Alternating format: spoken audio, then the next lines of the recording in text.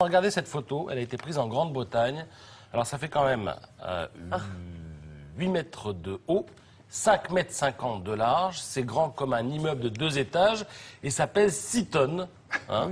C'est une vraie œuvre d'art. Elle a été faite par le sculpteur écossais Stuart Murdoch. En fait, l'œuvre a été commandée par une marque de boissons alcoolisées qui veut lancer un petit peu la saison des beaux jours, la saison des vacances. Une galerie commerciale de Riyad. Une femme filme la scène avec son téléphone portable. Elle est priée par ses hommes barbus de quitter les lieux. La raison, elle porte du vernis à ongles. Eux font partie de la police religieuse, mais pas question pour elle de se laisser faire. Je suis libre de mettre du vernis à ongles. Je ne bouge pas. Qu'est-ce que vous comptez faire? Un fait divers, ça se passe au Pakistan. Ben voilà. 4 femmes et 2 hommes ont été condamnés à mort par les autorités religieuses au nord d'Islamabad pour avoir chanté et dansé lors d'un mariage. Ah oui, mais faut pas déconner non plus. Faut pas déconner. Jacques Cheminade, dont vous parliez, est déjà complètement ringard dans son rôle de candidat extraterrestre. Il y a bien mieux que lui. Il y a du lourd. Voilà, il y a du lourd. Par exemple, Philippe Gautry, qui se prend pour James Bond sur son affiche et qui a parodié donc Casino Royale. Enfin, c'est la vraie affiche, hein, c'est pas du tout une parodie. Et la loi m'oblige à vous montrer du coup tous les candidats de la 6e circonscription des Yvelines. Donc les voici tous. Vous prenez des notes, bien sûr. Et puis, il y a des gueules aussi dans cette campagne. On n'est pas là pour se moquer. Non, mais quand même. Il y a le candidat de Meurthe-et-Moselle. Au milieu, celui du front de gauche. Et puis, il y a un dernier hommage quand même à ce candidat des Verts, le bien nommé Dieu l'a fait, qui visiblement n'est pas rancunier. Et autre sujet de moquerie sur ce blog pour les internautes, les noms des candidats. Et la star dans ce domaine, c'est Jean-Paul Mordefroid, candidat moderne.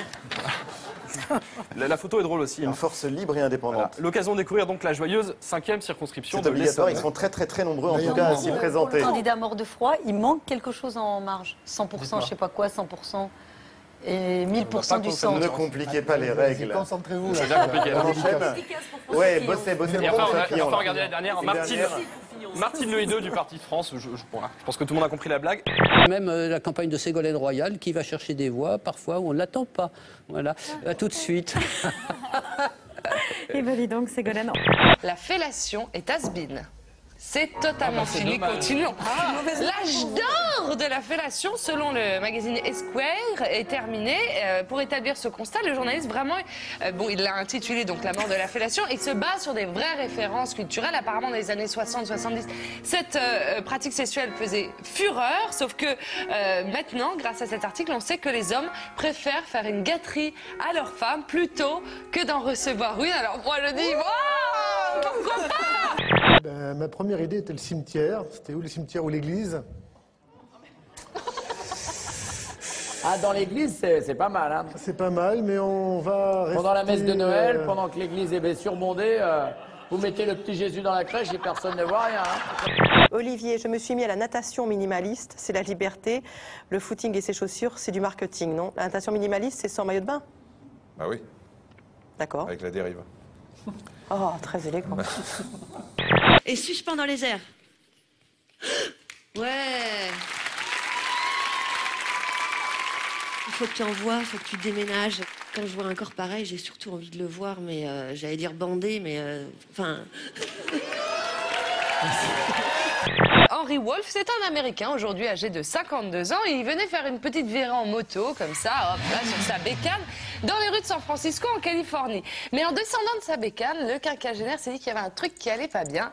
Il avait une érection. Là, on va se dire, bon, bah, rien d'anormal. Sauf que ça fait 2 ans qu'elle continue. Ça ne s'est jamais arrêté. Et ça n'est pas une blague. Il est en train de coller un procès à cette marque de moto dont je ne citerai pas la marque. Vous savez, quand il y a un monsieur Tate qui rencontre Madame l'Instrument et elle veut garder son nom. Et donc, elle va garder les deux. Ça fait Tate l'Instrument. C'est avec un trait d'union. Bon, il se trouve qu'il y a un médecin qui s'appelle Docteur Tate l'Instrument, un truc venu d'ailleurs, je vous le dis. Et qu'est-ce qu'elle fait? Elle est gynéco, à Chamalières. Quelle est, d'après vous, la différence entre vous qui êtes des jeunes filles de Norvège, même si vous êtes toutes différentes, et les jeunes filles françaises? We have the S. Yes. The booty. You want to show?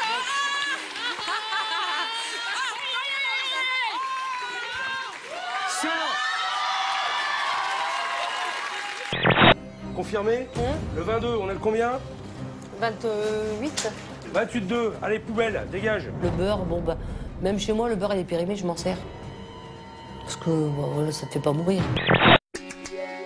Bertrand, aujourd'hui, on va disputer un duel 10 pas en avant. Non, moi, je vous dis, j'en ai marre, j'en ai plein le cul. Plein le cul, vous savez ce que ça veut dire, plein le cul? Ah bah, je sais ce que Ben ça voilà, veut dire. ben j'en ai plein le cul, voilà, c'est basta. Basta, j'en ai plein le cul. Merde.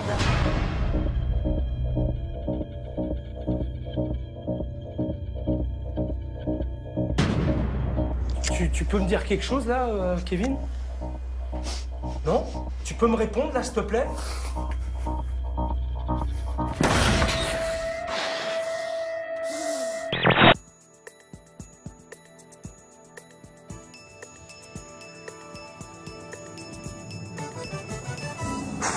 Ouais. Arthur, 8 lettres. Marie-Claude. 8 lettres aussi. 8 Arthur. Surmené. Ah oui, c'est vous qui allez lettres. En plein drame familial, Eric poursuit tant bien que mal la perquisition. C'est à nous, c'est pour les enfants. C'est à vous? Pour la mère de Karim, l'humiliation est trop forte. Papa, les couilles, j'ai laissé, tu pleures.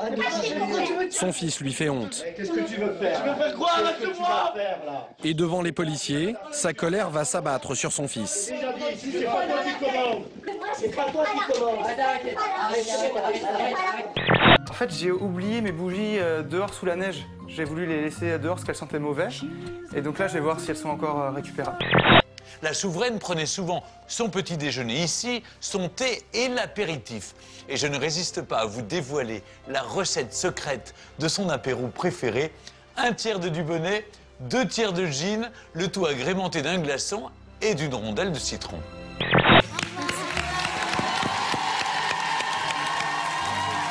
Dès qu'on sort de scène, on a le soulagement d'être passé. On s'est éclaté, on a donné le mieux de nous. Et ça fait combien de mois que vous êtes comme ça, dans cet état-là 10 mois. Hein? Vous vous rendez compte? Parce que ça nous a fait réagir. Ça nous a fait voir la réalité en face des trous, quoi.